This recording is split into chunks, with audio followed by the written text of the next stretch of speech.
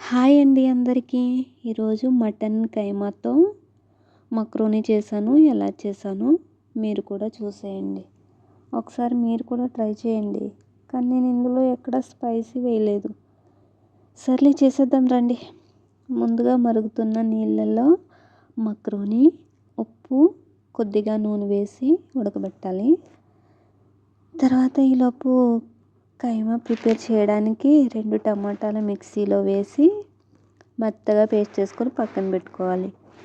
తర్వాత ఉల్లిపాయ కట్ చేసుకొని వేరే డేక్షాలో కొద్దిగా ఆయిల్ వేసి కోసి పెట్టుకున్న ఉల్లిపాయలు వేసి వేయించాలి. ఇలా అవి వేగాక మటన్ కీమా వేసి బాగా వేగనిచ్చి తర్వాత కొద్దిగా అల్లం వెల్లుల్లి పేస్ట్, కొద్దిగా పసుపు, కొద్దిగా మిరియాల పొడి వేసి కలుపుకొని ఈలోపు పక్కన ఉడుకుతున్న మక్రోని ఒకసారి కలుపుకొని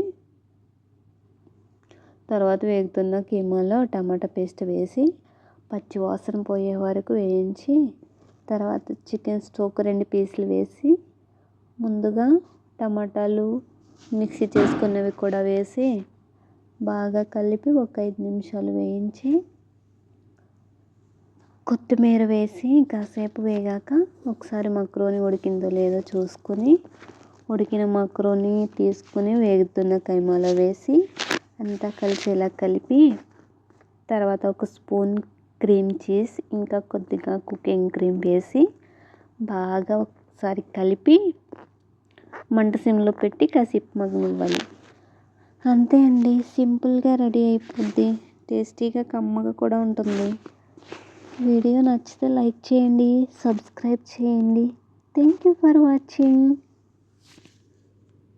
ఓ చాపిలి విన్నావా పాటని, ఈ నీడలో కలకాలం